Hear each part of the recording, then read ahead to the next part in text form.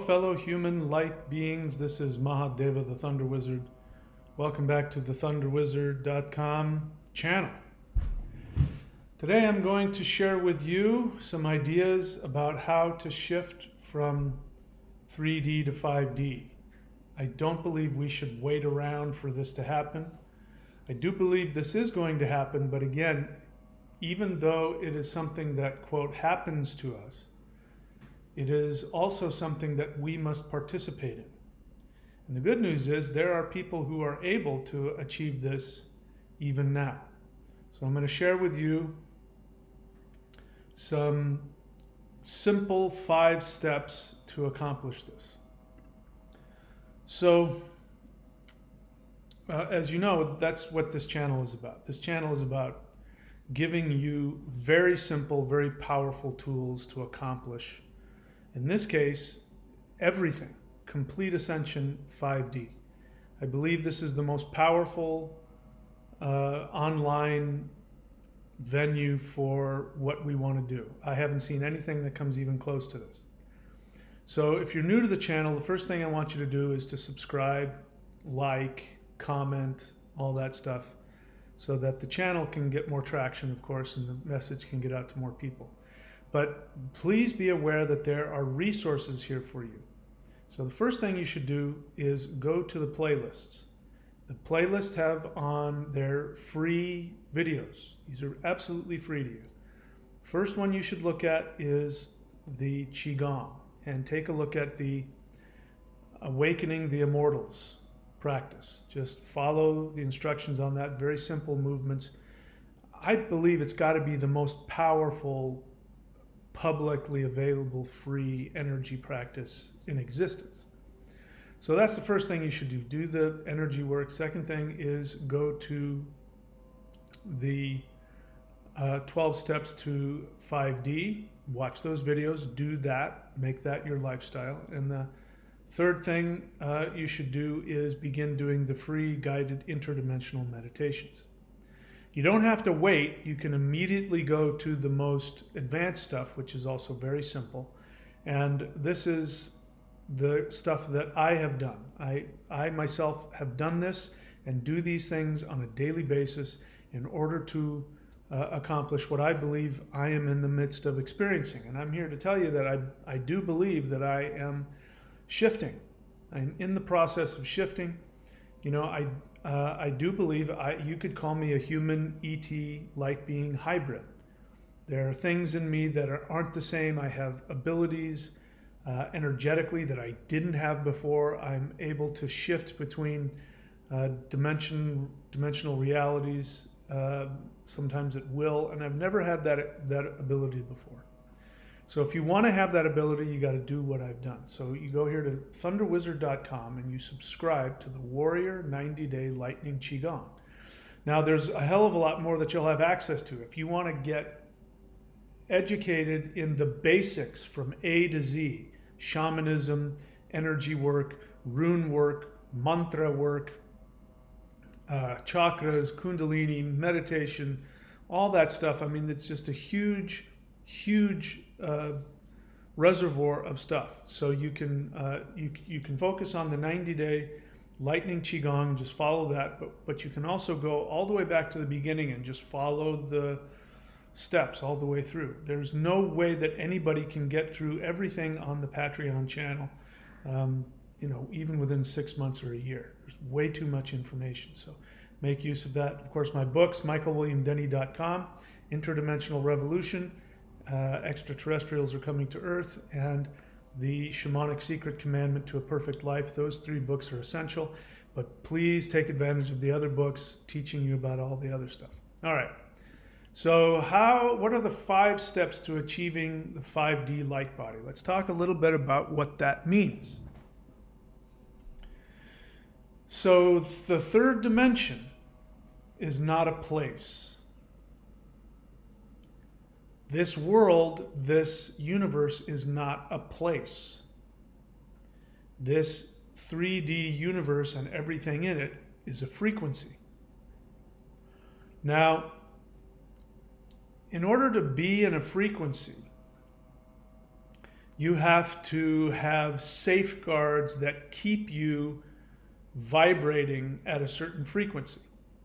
And we're going to talk about what the things that go on inside of the human being that actually regulate and keep humans in this frequency. Now, this is a necessary thing because without that regulation, people would just, they would, disappear and appear, and they wouldn't have any control over where they were. They wouldn't have any ability to comprehend what they were experiencing. They wouldn't have any ability to interface with wherever they were. So we have to have these self-regulating things.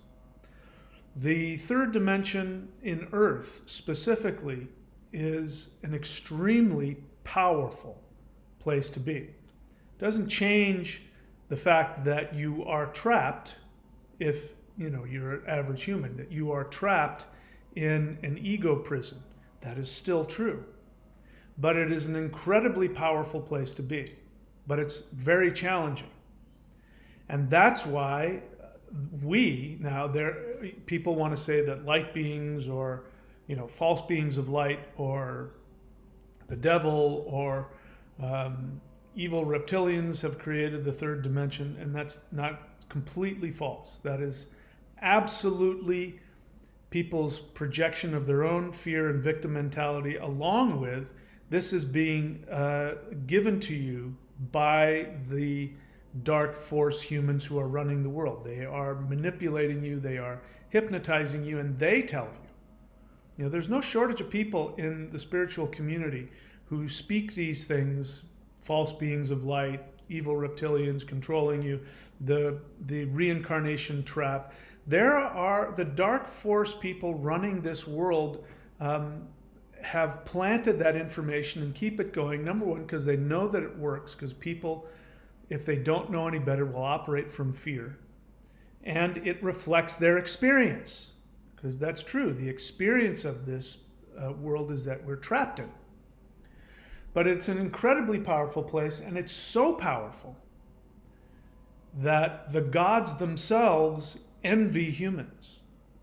And the only souls that get to the third dimension by the way, you're never forced to reincarnate. When you leave this reality, and remember I told you, if you end up leaving your physical body, remember that I told you, because you'll realize, oh yeah, this was my choice. And if I want to, I can go back, and I don't have to if I don't want to. So you have to ask yourself, if we're choosing to be here, why are we coming here? People ask that. Why would somebody choose to come to such a horrible... Well, that's a good question. Why would you? Some people ask me that, they of course aren't talking about, they don't have enough guts to talk about their own life, because they get angry when I tell them that you chose to be here, which means you can choose to create the reality that you want. Now, if somebody wasn't in some kind of attachment to their misery, they would go, I can create whatever I want? Oh my God, I'm so relieved. Please tell me how. That's not what they do. I say, you chose to be here. You created your misery. You can create whatever you want. Instead of focusing on creating whatever they want to argue with me, and they say, why would anybody choose to come here? What about those poor people, and mentioning some really poor third world country, born without legs, and why would they choose to do that? And my response is, I don't know. Don't ask me. Ask them. I didn't choose that life. They did. They're obviously talking about themselves. They're projecting. They feel that they're these crippled beings in a third world country, and they're not. I'll ask, do you personally know anybody like that? Are you experiencing that? And of course they're not. And that's because people become attached to the regulatory system within us that keeps us here. Remember, as I said, the gods themselves wish they could incarnate, because the ability to choose to focus on your soul when there's so much pressure trying to keep you trapped in your ego and your fear. Overcoming that is the most powerful thing any light being can achieve. So the gods themselves come here. There are deities walking around all over the place at varying levels. I mean, I just heard this the other day from somebody doesn't know me from Adam, some tantric Vedic practitioner who said that Brahma himself is in his 52nd year of human life because the gods want to become human, because the amount of power that you can achieve by overcoming your perceived obstacles, which are just ego blocks, the power that you can achieve by overcoming that, consciously overcoming that. There's no other place in the universe that has this. And I can tell you from personal experience, the light beings, when I leave this dimension and I interact with incredibly powerful light beings and deities, I'm getting energy and chills as I say it. They are absolutely in awe. And they go, you have no idea how much we respect what you're doing. You're so powerful. You have no idea how powerful you are. And that's true for any one of us. Every single one of us has this power. So being able to make the choice to shift to a 5D light body is absolutely within everybody's grasp. But you have to have some awareness and some tools, which we're going to talk about. So, the 5 steps to 5D light body. Let's talk, before I go any further again, so let's talk about frequency. That's all it is. Frequency. And again, you can't think your way into this frequency because thought is a 3rd dimensional activity.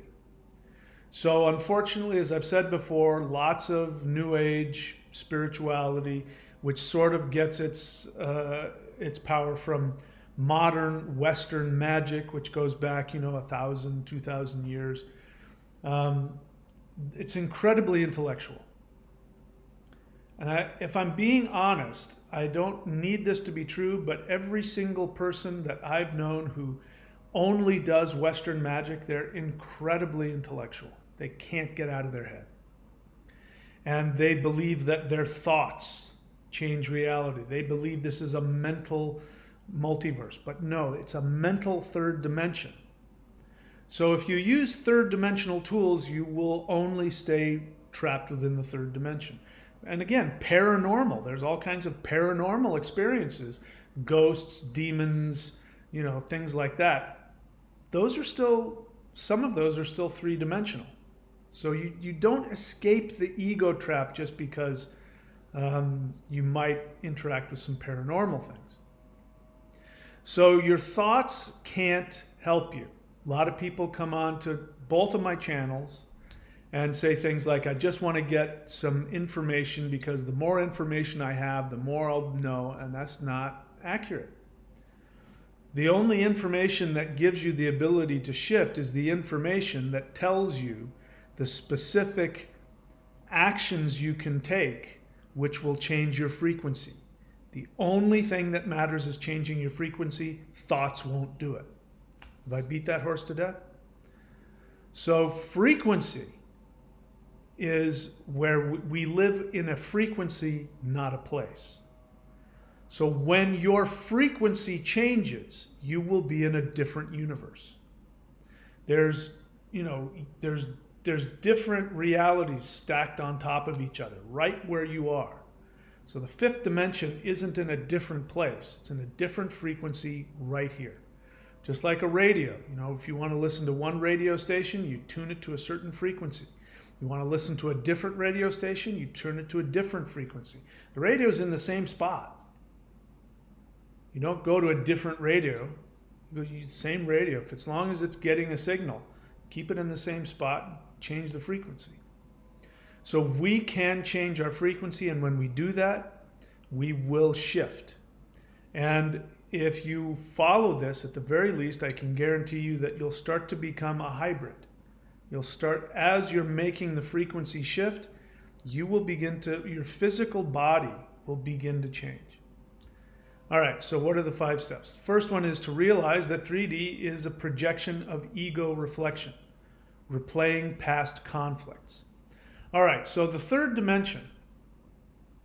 The third dimension is characterized by the experience of you living through time. Your experience is that you believe that you go from past to future, and that you're on this boat that's going down a river called time. And it's interesting because people, want to talk to psychics because they believe that there's a future, and if they know the future, they'll be, but the truth is the future hasn't happened yet. The future is just a probability. And to believe that if you know the future, you'll know what you can accomplish, you don't understand that you can change your reality right now. And that's what changes into the future is you changing your frequency. Little minor adjustments put you further in time as you experience it. But I was shown how time works in the third dimension. So if you want to understand how time works and why people become old, why they get sick, why they become miserable, and you could have two people, like you take me and put me next to a lot of other people my age, and you put us next to each other. We're not going to look the same. I was out there today surfing in big waves, and, it's not something most 60-year-old men can do. So what is the difference? What causes one person to age differently than another? What causes one person to be joyous and happy and another person be miserable? You could have two people live in the same town, do the same thing. One person's miserable, broken, sick, and the other one is prosperous, free, healthy, and happy. What is that about? So my ET friends showed me, they didn't tell me, they showed me that the third dimension, imagine that you're standing on a beach ball and it's rolling backwards. So you have to sort of, keep moving forward in order to stay in one place. As you're doing that, as this ball underneath you is rolling backwards and you're, doing what you need to do to stay in one place, you feel like you're moving forward. You're not. You're staying in one spot. As that's happening, the fourth dimension, which is time, is moving through you. And it's moving through you, giving you the illusion that you're going from past to future. Now, the question is, why is it we can only see the past? There's two reasons. One is the future is a probability that you manifest with your frequency. And the other reason is that we aren't facing forward. If we were facing toward the future, we would see the probabilities as they were coming and we would be able to choose them and live in it. But what's really happening is that you're sitting in a car and, I don't know if they make cars like this. When I was a kid, we had a Pontiac, what was it called? It was a Pontiac, anyway, it was a station wagon. Big blue, those big giant station wagons. I think my parents probably bought it, mid-60s. And there was this, the back part of it, if you lifted it up, there was a couch in there, a bench seat, and it was looking out the back window.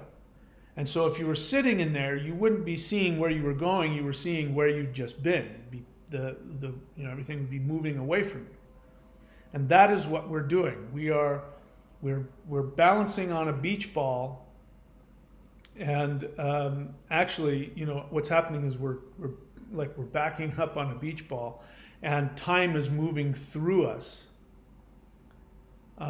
from the future. It's actually moving backwards through us from the future through us. And what we're seeing is every time, when time goes through us, we have an experience, which is our frequency, our choices, our actions create an experience, which then becomes fixed, and we watch it as it goes away from us. So what ends up happening is if you are not attached, if you don't have an emotional attachment, an emotional reaction, except for joy. Joy is joy, bliss, love. Those positive feelings don't attach you. So you can have all of that all you want, and that won't attach you to anything. But if you become attached to an experience, your girlfriend breaks up with you, breaks your heart, and then you become attached. I want her to love me. What's wrong with me? Why won't all women, only want money? Those kinds of negative, painful reactions, when you don't let them flow through you and you engage with them and indulge with them, you then attach to that moment as it moves past you. Then what ends up happening is that moment which you are attached to pulls your energy out of you. So you become stretched. And some people are attached to past life. So they're not only attached to moments that have flown through them, that they responded to with an attachment in this life. They're attached to previous lifetimes. So their energy is stretched. And what happens when you stretch something? You look at my neck. I've got 60-year-old turkey neck here. That's a lack of collagen. The skin's not as tight, right? So imagine your energy becomes less tight. It just starts getting loose and it gets pulled, and and now it's just this big, all that energy is in the past. And you keep replaying this. And as you keep replaying this, more and more of your energy gets pulled into the past as it moves through you. So first step is to realize that 3D is a frequency, which is a projection of ego reflection, replaying past conflicts. So your ego is not, I want to destroy a misconception. People use the word narcissism and they throw it around and they really don't know what it means. But people think that a narcissist is somebody who has a big opinion of themselves, who loves themselves, who's focused on, narcissists are focused on themselves, but who have strong opinions, opinionated, lots of confidence, these kinds of things. That is not ego. Because the true narcissists don't have a positive self-image. They hate themselves. They overcompensate by demanding that people treat them like Kanye West demands everybody treat him like he's a genius. But that's coming from his insecurity. If he truly was a genius, he wouldn't care what anybody thought. I don't care what you think. He would be like, oh, okay. He wouldn't have an attachment to how people looked at him. So ego is all of the negative things. It's coming from insecurity. The need to constantly reinforce what you don't feel. Constantly needing to prove to other people something. I go through this. I was out there surfing today and there was a guy out there and we were talking and I wanted him to make sure that he knew I could surf. So, catch a wave, and if I fall, I'd feel like, oh my God, he must think I'm in. That's my ego. It really doesn't matter what the hell he thinks. What matters is, am I having a good time? And vice versa. So ego reflection is when you're constantly reliving past conflicts. What somebody said to you. I do this. There are times when I will be walking around my house by myself out loud saying what I should have said to somebody 10 years ago. You know what I should have said to them? Or imagining what I'm going to say when so-and-so comes along and I see them, I'm going to tell them what for. That's my ego conflict. Resentment is an ego conflict. So bear in mind that the third dimension reinforces itself with looking into the past, replaying the past, replaying your thoughts, your feelings, and the negative thoughts and feelings about the past. That is what the third dimension is all about. And there's really no way to get out of that unless you change your frequency. So if you've done interdimensional meditation, you can understand this. There will be, like, every time I feel light beings, what I call texting me, I feel energy and they're calling me to go talk to them in other dimensions, I'm afraid. There's always anxiety and fear every time. And I know what it is. It's my third dimensional, frequency, doesn't like that, because every time I go there, I begin to lose a little bit of my third dimensionality. And so it's understandable. My self-preservation instinct in the third dimension gets uncomfortable and gets frightened.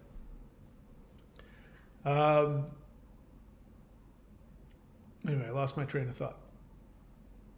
So, yeah. Oh, but whenever I go, now I remember, whenever I go into the fifth dimension astrally and I interchange with them, when I'm there, it's all very intense and beautiful and wonderful, and it makes sense, and it's real. And then I come back into my body, and then when I come back into my body, my third dimensional frequency fights with the things that I've experienced. So if you've done interdimensional meditation and afterwards you think that you made it up, I think I made that up. I don't think that really happened. How could that possibly be? I think I was imagining it. It is possible. Don't get me wrong. It is possible, because I communicate with people on a regular basis who think they're interdimensionally meditating and they're just indulging in their own unconscious delusions. I mean, it's happened to me numerous times, which is why I don't get attached to any of the experiences that I have, because no conflict, that tries to gaslight you out of the experience. And that's because when you go there, your frequency shifts up, and then to come back into 3D, your frequency has to shift down. So anyway, that's to realize that this 3D, third dimensional reality is a projection of our ego reflection, which is we're sitting in the back of the Pontiac looking out the window, and we're talking about all the signposts that we've already passed. We're not in the present. This is what keeps us there. It's only the negative stuff that keeps us in the past. If we're not focused on the negative, we're in the present. And we have hope for the future. So if you don't have hope for the future, if you are depressed and you don't have hope for the future, it means you are attached to events and emotional experiences that happened in the past. It's not an easy thing to let go of, but that's the truth of it. And one of the greatest definitions for clinical depression I've ever heard is somebody who is depressed is unable to envision a future for themselves. Now that's a very interesting statement, because the person didn't say a depressed person is unable to envision a positive future. You would think that's what that means. Well, if you can imagine a positive future, then you're not depressed. Didn't say that. He said a person who is depressed is unable to envision anything in the future. Which, if we follow the logic of that, it means that the person is what? Completely focused on the past. And their ego, their need for looking good, feeling good, being accepted, being loved, having status, having all the stuff that we associate ego with, that's what's ruling them. So, if you're unable to imagine a future, it means that you're focused on the past. All right, so that's step one, is to realize, that's all you have to do, is to realize that the third dimensional frequency is a projection of ego reflection replaying past conflict. Now, it may sound like I'm contradicting myself, because what ends up happening is, I give this one because, I've heard people say this. My brother used to talk like that. I've had this thought before. When you hear people who say women are only interested in your money, and if you don't have money, women don't want anything to do with you. That is, they believe that what they're doing is, in that moment, they believe that they're looking at the world that's in front of them, and they're making a generalized statement of fact about what is happening in this moment and what will continue to happen in the future. So they're stating a fact based on what they think is going to happen to them. They don't like it. They want to be loved and accepted for who they are. They don't want to be objectified for their money, but they don't believe that they can have that in this moment. But what they're not doing is they're not stopping and going, where did that feeling come from? When did I first get that feeling? Because there was a moment, and it could be all the way back when you were a little kid. Again, this didn't happen with me, but let's imagine you're a little kid, you're a 5-year-old boy, and your mom is bitching at your dad, calling him a loser, saying, I would have never married you if I had known what a poor loser you are. So-and-so down the street, Mrs. So-and-so down the street has a 4-bedroom house and drives a Cadillac, and her husband always gives her things, and he makes money. You don't do anything, you loser. That would have been a potential first experience of being hypnotized into believing that women will only love you like Mrs. Jones down the street. You want to know why I don't have sex with you, Morton? It's because you're such a poor loser and you don't have any money. If I tell you, Mrs. Smith down the street with the Cadillac, if I was married to her husband, I'd be having sex with him all the time because he has money, Jack, and you don't. Well, if you're a 4 or 5-year-old kid, you hear that, you get programmed with that. That's a very painful thing to experience, and then you go through life manifesting that.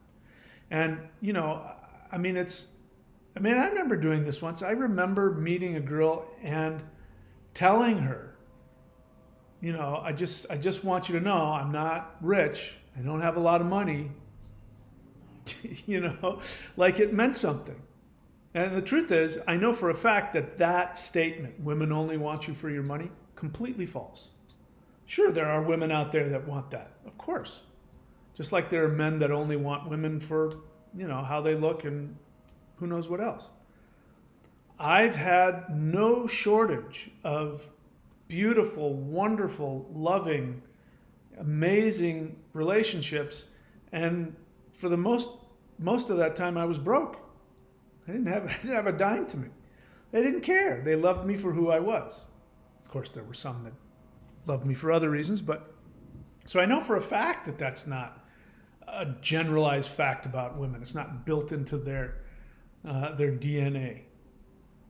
But if somebody has that, if somebody says that, they have to keep saying, women this and women that, or men this, or government this, or whatever it is. But we'll stick with that because it's the women thing, because it's easy to understand. It means that there was a moment where they first felt the pain of that experience. And it was a pain of not being loved. Even if you're a 4-year-old kid and you see it happening to your dad, you now go forward going, oh my God, women aren't going to love me. I heard this about Will Smith. He's been so talked about, I don't feel like I'm gossiping all that much. But what I heard about Will Smith is that when he was a kid, he had a girlfriend. And his girlfriend cheated on him. And it devastated him. It hurt him so badly that happened. And according to this rumor, whether it's true or not, I don't know, but it definitely illustrates my point here. According to the rumor, he went to his mother and he told his mom that he was going to become the most famous actor in Hollywood history because then women wouldn't leave him.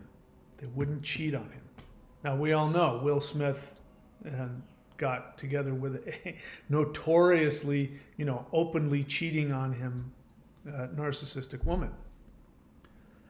So of course he did, and you saw him sabotage his career as an actor the night he was getting an Oscar, the highest.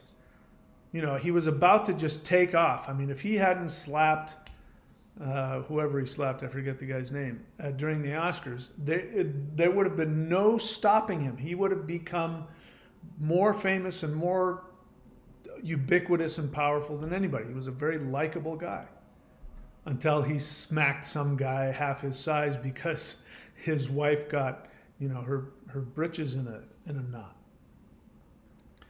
So you get it. That's my example. I'm not trying to bag on Will Smith. It's just incredibly educational because he had a moment of pain. He got cheated on by a girl that he loved. And his response to that was, I'm going to become so famous that nobody can ever cheat on me again. So, if you have resentments of any kind, if you have those negative feelings, if you have those negative projections, including false beings of light trap us here, we could start with that. Somebody says, but I mean, I can feel it, I know it, and so many people have said it, it's all over the internet, that false beings of light trap you into reincarnating so that they can feed off of your life force. So, I'm here to tell you that's absolutely false. Anybody who does any interdimensional meditation finds out immediately that there's nothing like that going on in the universe. That once you get out of the third dimension, the amount of love and beauty, and freedom and power and expression is absolutely beyond third dimensional understanding. There's no such thing as a higher dimensional being of light lying to you and forcing you to go back and reincarnate so that they can feed off of you. But that feeling is very real. You only believe in something like that if it feels like that's what's happening to you. So that's a very painful place to be. So the first thing you would do if you're following step 2 is to listen to that pain without making any judgments, without coming to any conclusions. Because once you come to a conclusion, you're not open to changing. You want to know why I tell people if they're interacting with me, the only thing I want from them is an honest question or a feeling, is for this reason. When somebody comes on here, and you've seen me get bent out of shape when somebody asks a question and then follows the question up by answering it. Or if they ask a leading question, like, I'm not going to get specific, but a leading question because they put assumptions in. So we all know that women are only interested in men for money. So how can I find a woman? You hear me stop and go, don't shove an assumption down my throat. You've already made up your mind. You're pretending to ask a question when what you really want to do is make a statement of fact of your belief. You want to tell the world your belief. And as you know, I get very snarky when that happens. And the reason for that is because it makes it impossible for me to help that person. Why? Because they've already come to a conclusion, and now that belief has now become fixed, and it's now a reality. And there's no way for me to interact with them. Once that becomes a reality that they have fixated on and put into their reality in their mind, there's nothing I can do for them.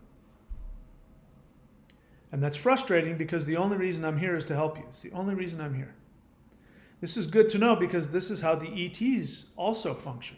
If you come at them with any fixed beliefs, statements of fact about how the universe functions, you'll see that they'll stop interacting with you. And it's not because they're upset or they're angry. It's just because, you've now vibrated at a lower frequency and they can't reach you. And you're not open. You don't want to know anything different. People who believe in false beings of light forcing them to reincarnate don't want to know that that's not true. Even if it means that they'll be free of their pain and they'll be free, they don't want it. They're absolutely fixated, and the only thing they want is for you to co-sign them in that. And if you don't co-sign it, then they get very angry and upset. So, listen to the pain. All women only want you for your money, or all, false beings of light trap you into. Now, that's a painful thing. Go back. Where did that come from? Obviously comes from childhood. Obviously. Obviously, you got gaslit by your parents. I'll tell you something my dad used to do. My dad's dead, obviously. He was an alcoholic. My dad had a lot of really great qualities, but he drank, and when he drank, sometimes he was not a very pleasant person. But here's what he would do. What my dad would do is every night, he would get himself drunk, and when he would get into this state where he seemed really friendly. And here I am, I'm 12, 13 years old, something like that. And he would, what would happen is everybody would scatter. When he started drinking, everybody would scatter. My mom would go downstairs and go to sleep. My brother would go into the garage and work on his motorcycle. My sister would go into her room, and I would take off and go hang out with my friends. Everybody just scattered. Because if you got in his vibe, in his circle, what he would do is he would start a conversation that sounded like he was wanting to have a positive interaction with you. And so he would smilingly, say, sit down. And he would say, tell me what's going on in school. What's happening? What are you doing? And I'm thinking my dad wants to support me. So I'd start telling him projects I was doing or things I was doing. And he would feed into it until I felt like he was accepting me. And of course, at a 12-year-old kid, I'd be like, oh my God, my dad approves of me. And then he would come in and he would say, when I was your age, I had 2 jobs and I was already repairing radios and I was doing this. And I guess you're just not as successful and smart as I was at your age. And boom, it would just destroy me. It would build me up just so he could destroy me. And so you can imagine what that did to me. So that's an example of what it would be like to have a false being of light trick you into then being reincarnated so they could feed off of your energy. And he was obviously not interested in making me feel good or building me up. He was interested in knocking me down and then making himself feel better at my expense. So anybody, I don't care who you are. I don't care who you are. I don't know anything about you. If you staunchly believe that false beings of light trap you and force you to reincarnate so they can feed off of your energy, I already know as a little kid, your parents messed with you in some way like that. You were unseen, unheard, devalued, told you weren't any good. You felt trapped and incapable of getting any kind of positive reinforcement. That became part of your psychological programming. It's now on autopilot, and you just look out into the world and you don't realize that you're projecting that one instance or that one thing onto not just the world, but all of the other dimensions above it. So step 2, you listen to the pain and remember what started it. Your mom telling your dad he's no good, he doesn't have any money. Oh, that's why I think women only want money. I'm not successful because, if I want my dad's approval, he has to always have accomplished more than me. That was my thing. Even in adulthood, if I accomplish something, it's just, I could tell it bugged the crap out of my dad. I could tell it intimidated him, even though he was extremely successful. He's still, to this day, one of the most admired physicists, astrophysicists in the world. It wasn't enough for him. He died hating himself.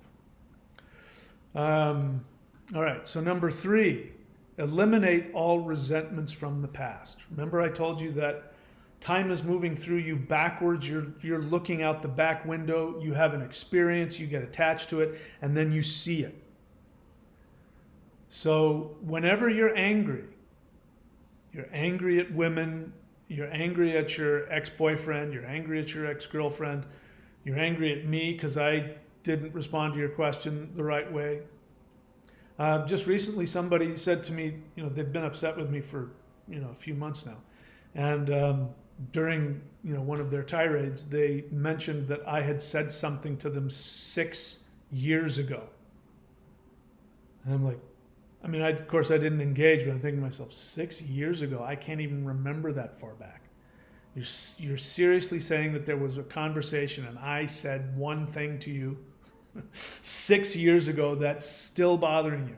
I felt sorry for that person because that's no way to live. That's called a resentment. Resentment is a Latin word, comes from the root word sentire, which means to feel. Resentire means to re-feel. So a resentment is something that you keep re-feeling. You're angry at somebody, angry at your mom, your dad. I understand. They did horrible things to you. Your girlfriend cheated on you with your meth addict cousin in Vegas and went off and got married. That would hurt me too.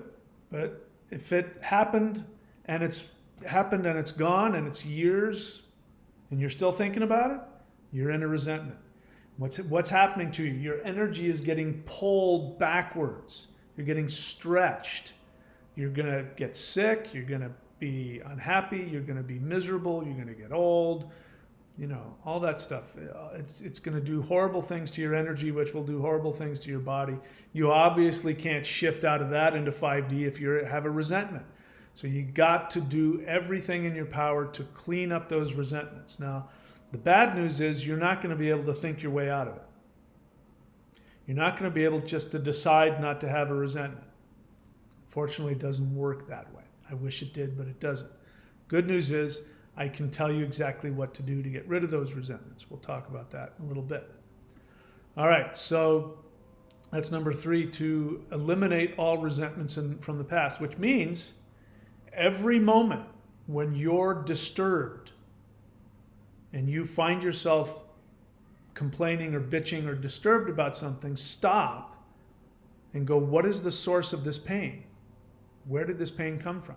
This happens to me a lot. Sometimes I'll just wake up in the morning in a bad mood, usually from some dreams I've had that I don't remember. But I'll wake up in a bad mood and my head will start telling me things like, everybody's out to get you and nothing this. And I won't be consciously thinking. It'll just be this feeling like I don't trust anything or anybody and my life is horrible.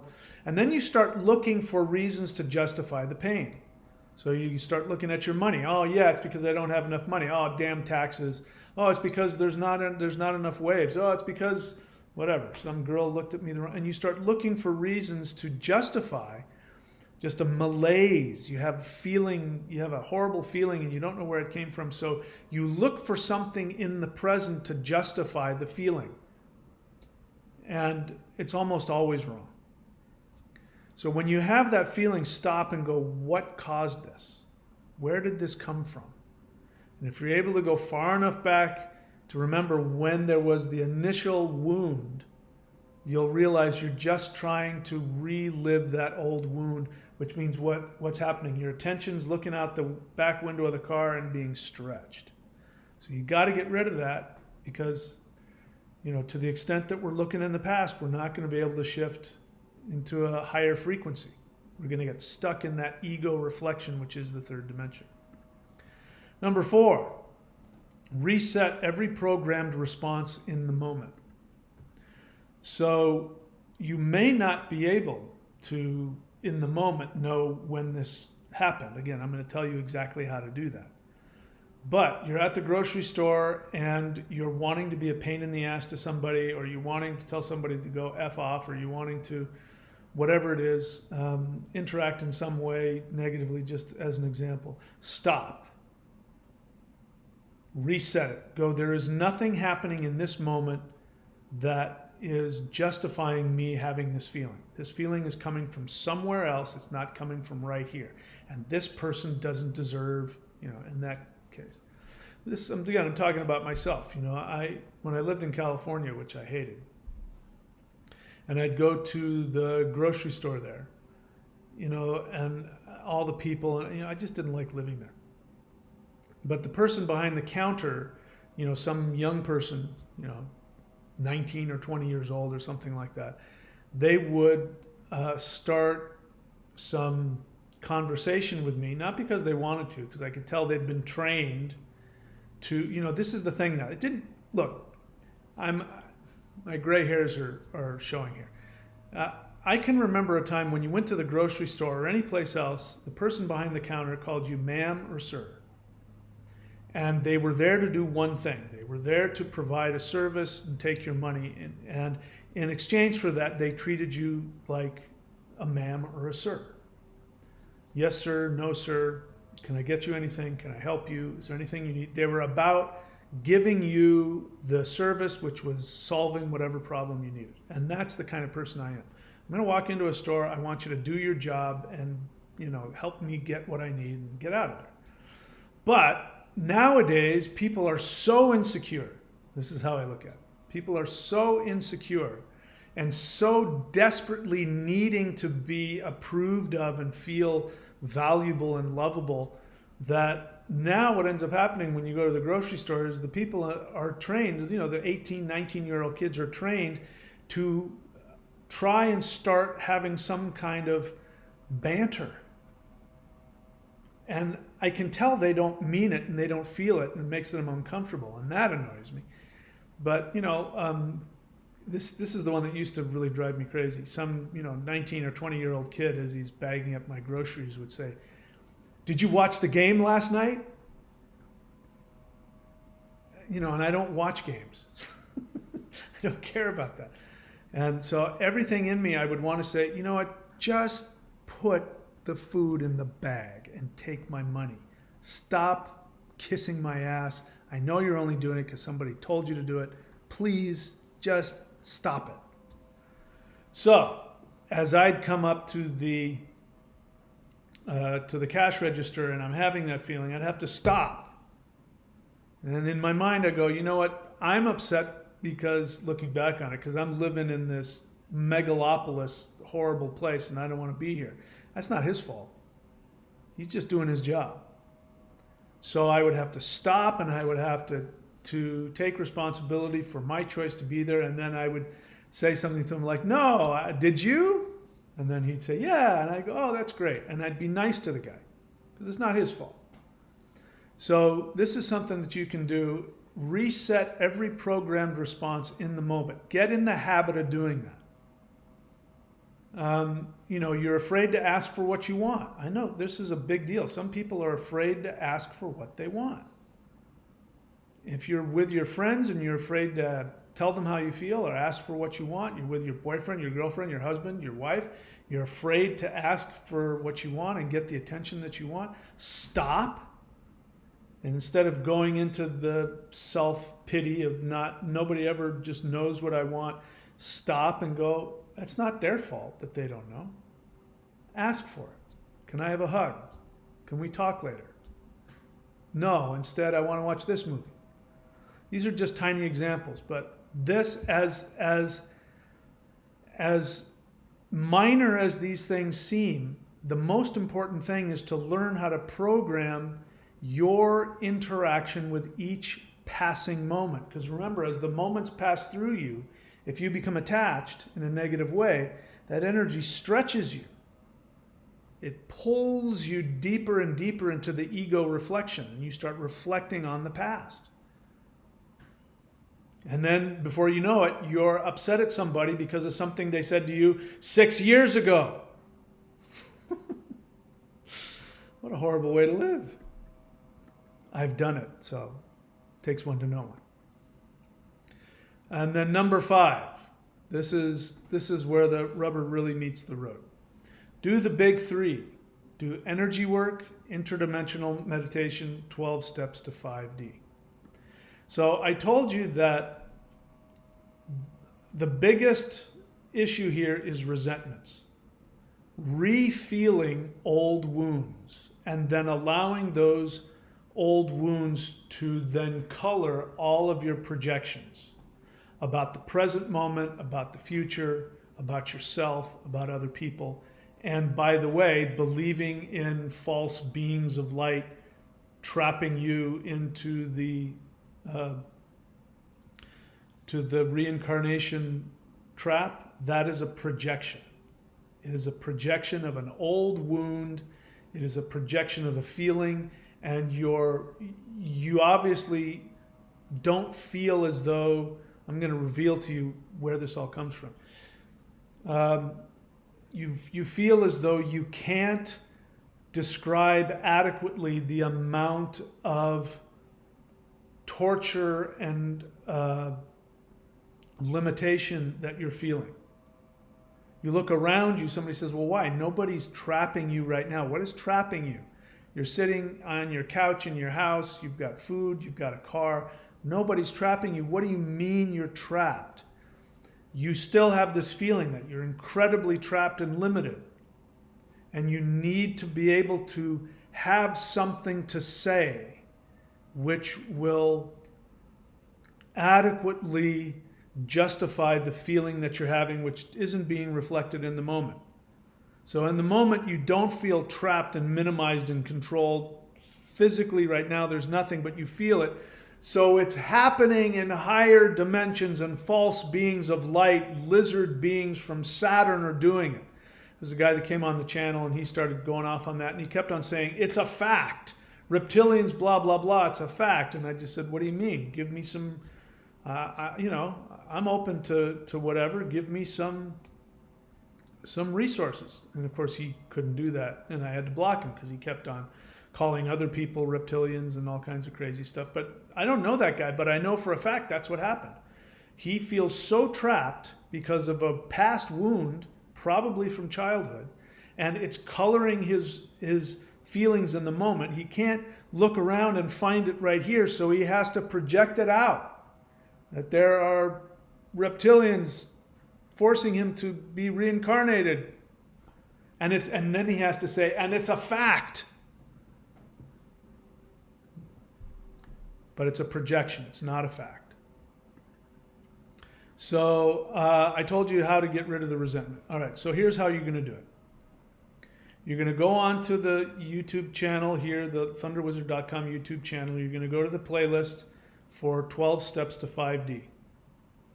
Now you're going to do all those steps in order, starting with 1.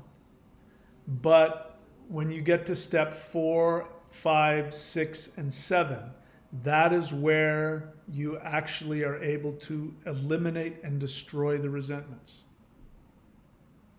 It's the most powerful way to redefine yourself and redefine that ego.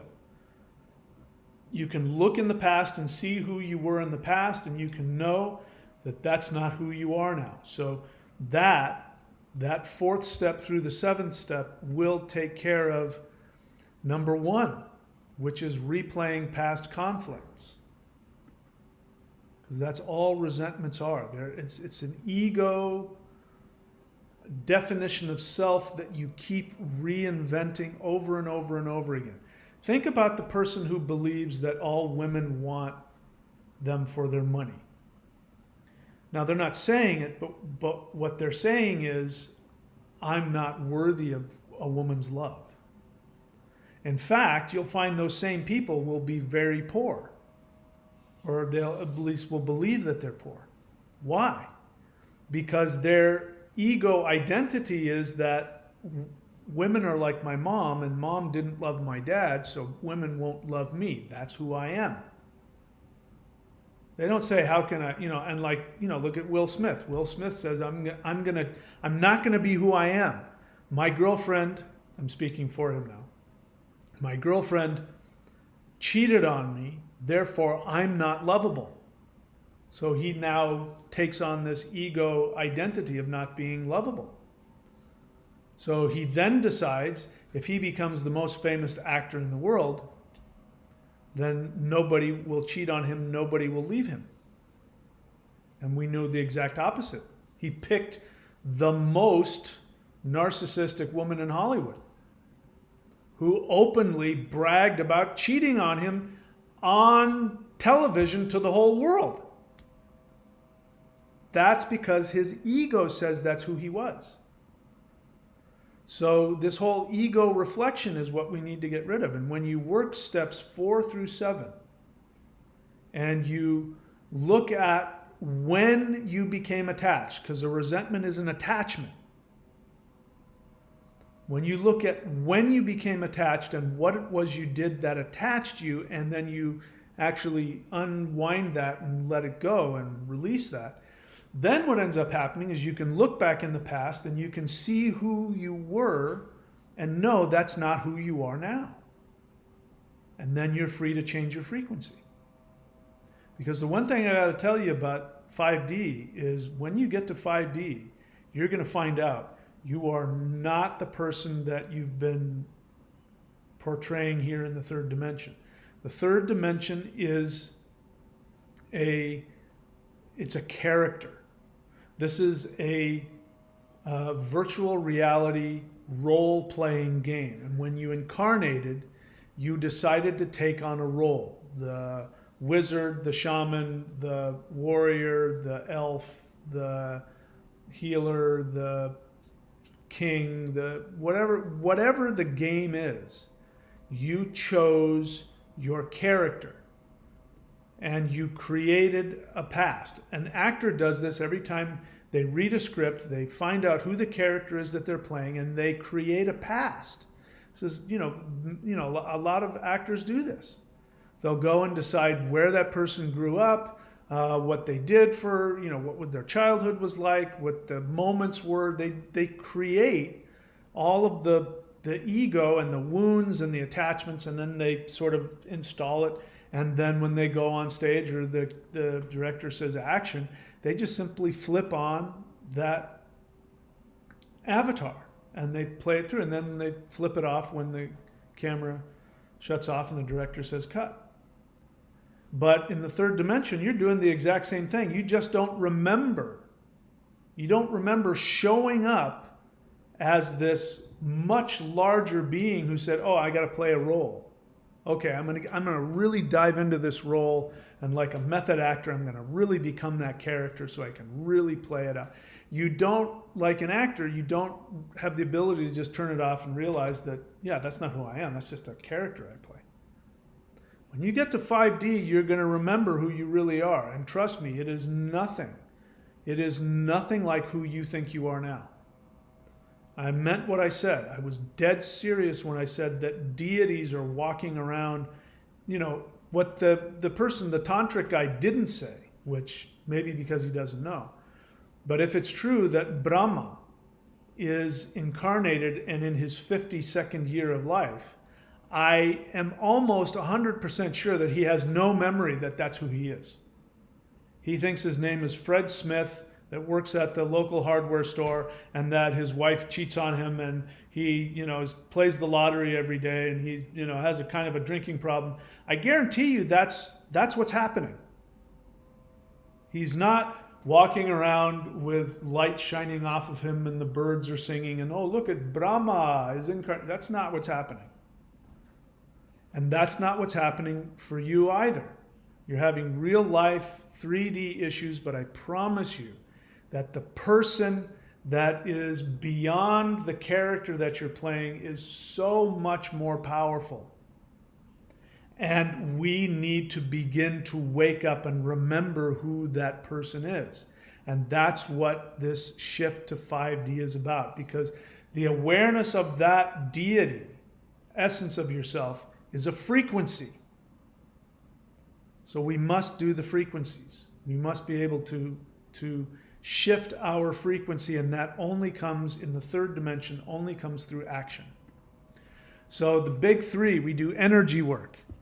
I've already told you where to go. Go onto the playlist and do the Qigong. You hear in the background the Hua breath. You can go play that, listen to that, the Hul breath, all that stuff, Awakening the Immortals. When you're serious and you really want to have this energy completely, totally take hold and shift in you, then you go to the Warrior 90-Day Lightning Qigong and you subscribe. Or if you're really ambitious and you want to get there as fast as possible with the tools that I have, go to 923.thunderwizard.com, because the Mao Shan moving practices are the most powerful frequency shifter I've ever experienced. And if you do the practices, I guarantee you your frequency will shift. You'll bump into yourself. Your self-defense, your ego self-defense mechanisms will kick in, and you'll have emotions, and you'll have blocks, and you'll have fears and anxiety and confusion. And that's just signs that you're shifting beyond. So just keep doing the practices. And number 2, do the interdimensional meditation. I can't overemphasize this. Higher dimensional beings, by doing interdimensional meditation, you tap into higher frequencies.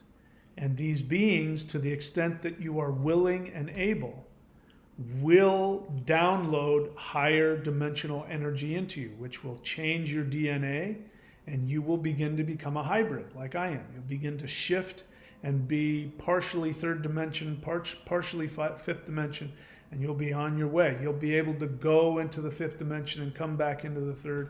You'll be able to go back and forth. And they are the most powerful beings to do that. The energy work is important because you need to be able to empower your nervous system, your chakras, your meridians, to be able to handle the higher dimensional energy. By the way, this is what yoga has always been. What you see now when you drive past a yoga studio and there's people stretching, that's not yoga. What ended up happening was, 100 years ago, Westerners, people from Europe and the United States, went to India to learn spirituality. You know the Paramahansa Yogananda? You take a look at that guy, he's fairly rotund. That's not the kind of person you see stretching. It's because he wasn't that kind of a yogi, but he called himself a yogi. Because when somebody goes, traditionally, it's changed in India now, but when you went to India back then and you said, I want to learn spirituality, they go, oh, you want to become a yogi? You say, yes. And then they take you to the guru. Who is the guru? The guru is a yogi. Yoga means union with the infinite. So somebody who practices yoga means that they are practicing some practice or discipline that gives them connection, that unifies them with the cosmic consciousness, the quantum field, God, whatever you want to call it. But there were multiple types of yoga. One of them was called Hatha, which meant sun and the moon. And Hatha yoga is about stretching and breathing. And the stretching and the breathing had one purpose. It was to strengthen the meridians and the nervous system so that the body could handle the higher dimensional energy that came from doing the mantras. So if you went to a yogi and you said, I want the most powerful mantra, he would go, oh, first we're going to start you with Hatha yoga. So these Westerners showed up to India saying, I want to learn spirituality. And they went, oh, okay, start doing these stretches. This is Hatha yoga. And the teacher doesn't tell you, we're going to do this for this long of time and this for this amount of time. And then the teacher doesn't do that. When you go to a guru, the guru assumes that you're with them for life. So he's going to just teach you what you need to know as the need arises.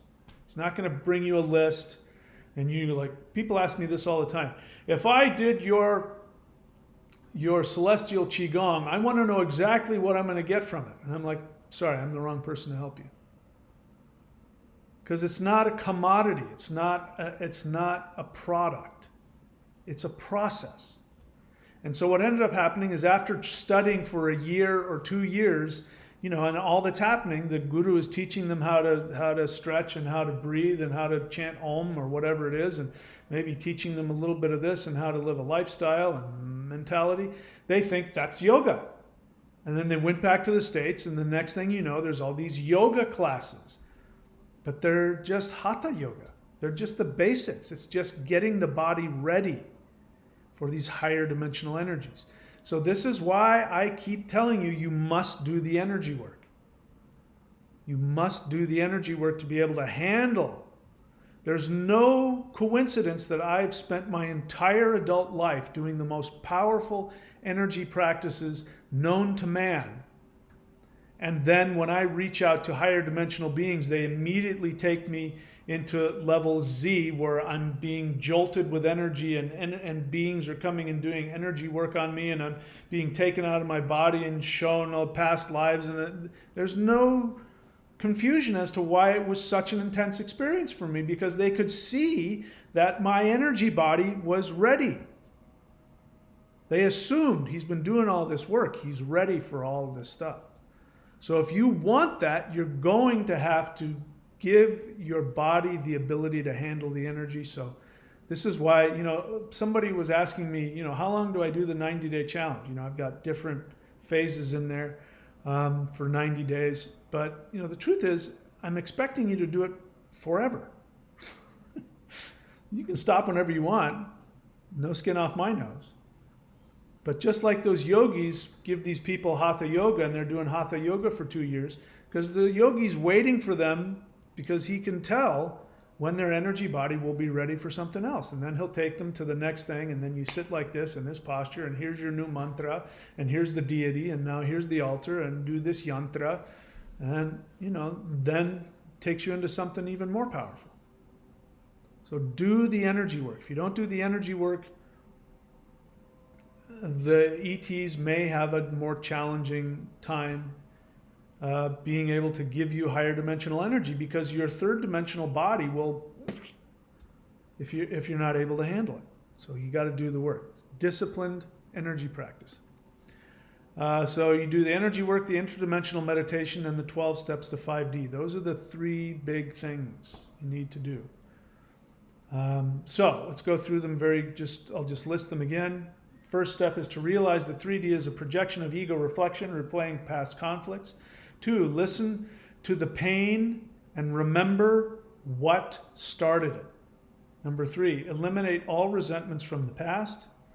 Number 4, reset every programmed response in the moment. And number 5, do the big 3, energy work, interdimensional meditation, 12 steps to 5D. All right, so that's it for me. I don't see any questions here, so I won't. So unlocking infinity, welcome to the channel. Here's what I suggest that you do. The reason why you don't see a lot of people commenting is because they know the last thing that I'm going to respond well to is if they dump out their opinion. So it's obvious you're new to the channel. Do you know how I know that? Because you think that the 4th density means something. I don't teach that. That's okay that you believe that, but that's not what we do here. If you want to know why the 4th density and the 3rd, why all that stuff isn't, I don't teach it and it doesn't mean anything. Number 1, my experience doesn't teach me that. I've been to higher dimensions and there's no such thing as 3rd, 4th density. But also that density stuff comes from the law of 1. And I've made videos about it, but I lovingly invite you to drop all that law of 1 belief. It is based in victim mentality. It's somebody channeling their own ignorance and their own delusions. And it teaches negative things, specifically this idea that if you're 51% more likely to give your peanut butter sandwich to a friend, you get to shift. If you're only 49% like this very codependent idea that the more that you give to people, the more that you'll get something back, and that's simply codependence. Your worth is based on what you do for others in codependent mentality, and that's the law of 1. The truth of the matter is, and this is coming not only from my experience, but from higher dimensional beings, is that What gives you the ability to shift is your complete and total 100% focus on your own soul's happiness. And it's impossible for you to be living your soul's happiness and causing anybody harm. That's an impossibility. Can't do it. So get rid of that whole polarity, fourth density stuff, all that stuff. Fifth density is not the same as the fifth dimension. Oh, totally different. So welcome to the channel. I'm just educating you. You can disagree with me all you want. There's no shortage of channels out there. If you want to find out why, I encourage you to actually watch more and more of the videos on my channel and search my channel, and you'll understand why I teach this. And anyway, I think it's a helpful way to go. All right, so that wasn't a question, but that's it. Anyway, thanks guys for showing up. I appreciate you all being here, and if I've done or said anything to hurt or offend anybody, bear in mind that my entire focus is to help you, and sometimes you tell people what they don't want to hear because it's most beneficial for them. So yeah. I've pointed to all the links. Please like, subscribe, and again, if you subscribe to the thunderwizard.com website and do the 90-day challenge, of course, that helps me to keep the lights on. So the more people that subscribe, the better it is for me, and you can unsubscribe whenever you want. You got nothing to lose. So until the flash comes, if the flash doesn't come and or I don't get all right, somebody's asking me a question here, but let's see. All right, this is a worthwhile question. Could you briefly explain the difference between 923 course versus Celestial Qigong? Celestial Qigong, in case anybody wants to know, you can find out what that is. And I think Celestial Qigong is in the 923. In fact, I'm almost certain of it. You can go to celestialqigong.com to find out what that is. So it's not a difference. If you're asking what is the difference between Celestial Qigong and the 5-element Maoshan practices, that is a worthwhile question. So we're going back 20 years now, and I'm practicing the Maoshan spirit fighting, which are these 5-element practices and 3 others, which I haven't publicly taught. Which are the most powerful energy practices in existence, in my opinion. And I wanted to teach that. Now, at that time, we were under strict orders by the leaders of the sect to not teach any of this publicly. If I was doing what I'm doing now, some Asian men would show up at my house and we would have a long sit down. And they would really take me through the ringer for doing that.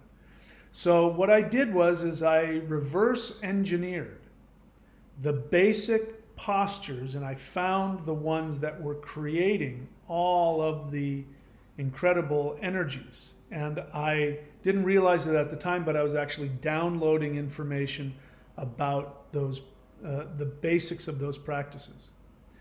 So much so that going back 20 years, every single person who has been like a Qigong master, a Tai Chi master, when they do the Celestial Qigong, they come back to me and they have all said, I'm a Qigong master and I've never felt anything this powerful at this high of a vibration.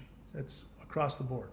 And that's because the Celestial Qigong is not normal Qigong. It is called the Shin, which is heart mind, which is the electromagnetic energy of the heart turned outward, filling the whole body, shifting you to a whole nother dimension.